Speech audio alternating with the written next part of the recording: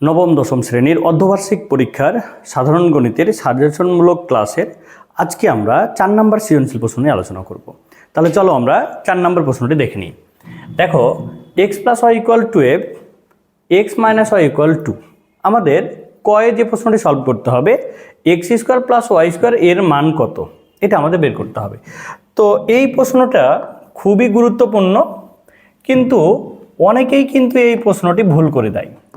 কেন ভুল করে আমি কিন্তু কারণ আলোচনা করব। তোমরা কিন্তু ক্লাসটি মনোযোগ দিয়ে দেখো, তাহলে কিন্তু তোমরা কারণটি বুঝে যাবা। তো প্রথমে আমরা যে জিনিসটা করব, যেগুলো দেয়া আছে সেগুলো কিন্তু লিখে নিব। তাহলে দেয়া আছে x + y = হচ্ছে 12 এবং x - y = হচ্ছে 2, এটা কিন্তু দেয়া আছে। এখন একটা জিনিস লক্ষ্য রাখো, যে মানটা বের করতে বলেছে x² + y², তো এখানে আমরা এমন একটি সূত্র বসাবো যেখানে উদ্দীপকে যেহেতু দুইটা মান আছে, প্লাসেরও মান দেওয়া আছে মাইনাসেরও মান দেওয়া আছে, দুইটাই আমাদের সূত্রের মধ্যে থাকে। আমরা এমন সূত্র বসাবো, এখানে কিন্তু আমরা ভুল করে এই সূত্র বসাবো না যে a + b² - 2ab অথবা a - b² + 2ab, এই সূত্র কিন্তু আমরা বসাবো না, কারণ আমাদের উদ্দীপকে কয়টা মান দেওয়া আছে, একসাথে দুইটা মান দেওয়া আছে। তাহলে তুমি এমন সূত্র বসাবা যেখানে কি হবে, দুইটাই কিন্তু মান আমরা পেয়ে যাব। তাহলে দেখো আমরা কিন্তু এখানে একটা সূত্র জানি, যে আমরা জানি 2x² + y², এর ফর্মুলা কি ছিল বলো তো? 2x² + y² এর ফর্মুলা কিন্তু ছিল x + y² plus x - y²। এটা আমরা সবাই জানি এই সূত্র। আমাদের মান বের করতে বলেছে কার? x² + y²। তাহলে আমরা যদি এটাকে রেখে দিই x² + y² ইকুয়াল, দেখো x + y এর মান কত ছিল?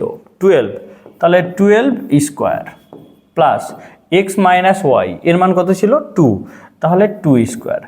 এখন একটা জিনিস লক্ষ্য রাখো, এই যে 2 বাম পাশে ইনটু আকারে ছিল না, তাহলে এটা ডান দিকে গিয়ে কি হবে? এটা ভাগ হয়ে যাবে।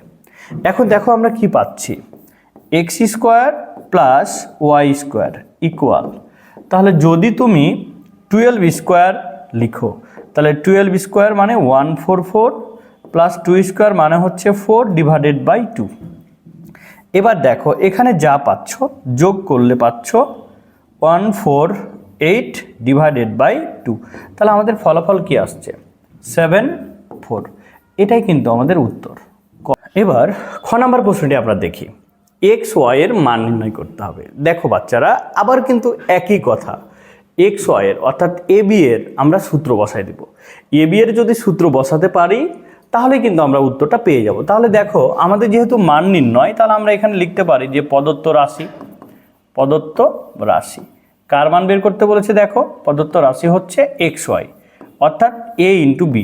তাহলে এখান থেকে আমরা সূত্র বসাতে পারি, দেখো x + y² minus x - y² divided by 4। আমরা এই সূত্রটা বসাতে পারি। ab এর formula x + y² minus x - y² divided by 4, আমরা একসাথে নিলাম। এখন দেখো যদি আমরা মানটা বসাই দিই, তাহলে দেখো তো কি পাচ্ছি, x + y এর মান কত পাচ্ছি? 12, তাহলে এখানে পাচ্ছি 12² মাইনাস x - y এর মান কত পাচ্ছি? 2, তার সাথে স্কোয়ার ডিভাইডেড বাই 4। এবার দেখো এখান থেকে কত পাওয়া যায়? 12² মানে 144 মাইনাস 4 ডিভাইডেড বাই 4, তাহলে এখান থেকে দেখো 140 আর হচ্ছে 4, এটা আমরা পাচ্ছি। এখন এটাকে ভাগ করে তুমি যা পাবা সেটা উত্তর। তাহলে আমরা যদি এখানে দিই 3 আর হচ্ছে 5, এটাই আমাদের উত্তর 35। ওকে, তাহলে আমরা খুব সহজেই দেখো আমরা মান বের করতে পারি। এবার গ নাম্বার যে প্রশ্নটি আছে, দেখো খুবই ইম্পর্টেন্ট, এবং এই প্রশ্নটি তোমাদের স্কুলের পরীক্ষাতে চলে আসতে পারে, এবং শুধু স্কুলের পরীক্ষা না, এসএসসি পরীক্ষার জন্যও কিন্তু খুবই গুরুত্বপূর্ণ। দেখো x + y এর মান দেওয়া আছে √3, x - y এর মান দেওয়া আছে √2। এবার আমাদের প্রমাণ করতে হবে এটা ইকুয়াল হচ্ছে 5, আমাদেরকে এটা প্রমাণ করতে হবে। তাহলে আমরা সর্বপ্রথম যেগুলো দেয়া আছে এগুলো কিন্তু লিখে নিব। দেখো আমাদের কি কি দেয়া আছে, দেয়া আছে এক্স প্লাস ওয়াই ইকুয়াল হচ্ছে √3 এবং এক্স মাইনাস ওয়াই ইকুয়াল হচ্ছে √2। এই দুইটা আমাদের দেয়া ছিল। এবার দেখো আমাদের লেফট হ্যান্ড সাইডে দেখো বাম পক্ষ কি আছে, 8xy, আবার দেখো x² প্লাস y², এটা কিন্তু দেয়া আছে। এখন আমরা কি করব, দেখো এই যে 8xy এটাকে একটু ভেঙে নিব। কিভাবে দেখো, 4 × xy × 2x² প্লাস y², এটা আমরা বলতে পারি না? বলো তোমরা, এটা অবশ্যই বলা যায়। দেখো 4 আর 2 গুণ করলে কত হচ্ছে, 8 হয়ে যাচ্ছে না? এখন দেখো এখানে কিন্তু দুইটা সূত্র আমাদের ফরম্যাট হয়ে গেছে। কি সূত্র ফরম্যাট হচ্ছে দেখো, 4xy, তাহলে 4xy এর ফর্মুলা কিন্তু আমরা জানি x plus y whole square minus x minus y whole square. এটা কিন্তু আমাদের 4xy অর্থাৎ 4ab এর ফর্মুলা। এবার দেখো দ্বিতীয় অংশটা দেখো তো, 2 × x² প্লাস y², এটা আবার আরেকটা ফর্মুলা হয়ে গেছে না? তাহলে আমরা এখান থেকে বলতে পারি 2 × x² প্লাস y² এর ফর্মুলা কি ছিল, দেখো x plus y whole square plus x minus y whole square, এটা কিন্তু তার ফর্মুলা ছিল। আমরা এটাকে আলাদা করে রেখে দিলাম। এবার দেখো আমরা যদি এখানে মানগুলো বসাই তাহলে আমরা কি পাবো, খেয়াল করো।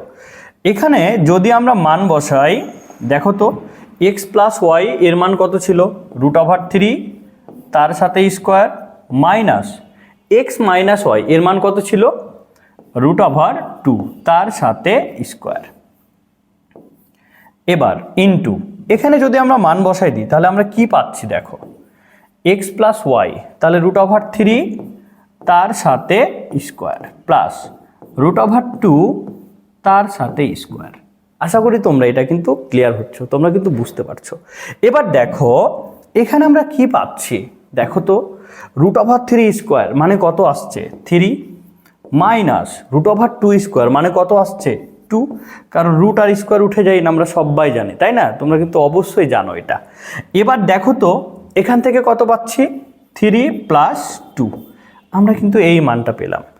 এখন এখান থেকে দেখো আমরা এটাকে কি বলতে পারি, দেখো তো এখান থেকে 3 - 2 মানে কত, 1, তাহলে 1 × 3 + 2 মানে কত, 5, এখানে 1 লেখার প্রয়োজন আছে নাই। এবার তো আমি কিন্তু তোমাদের বোঝানোর জন্য দিলাম, তোমরা কিন্তু এটা লিখবা না, ঠিক আছে? তাহলে আমরা টোটাল ফলাফল কত পাচ্ছি, 5। দেখো তো এটাই কিন্তু আমাদের ডান পক্ষ ছিল, আমরা কিন্তু খুব সহজেই কিন্তু এটা প্রমাণ করতে পারলাম। এখানে তোমরা একটা জিনিস মনে রাখবা, এখানে যেমন xy দিয়ে আছে না, এই প্রশ্নটি আমাদের কিন্তু মান চেঞ্জ হতে পারে। এখানে ab দিয়ে থাকতে পারে, আবার pq দিয়ে থাকতে পারে, এখানে মানগুলো চেঞ্জ হতে পারে।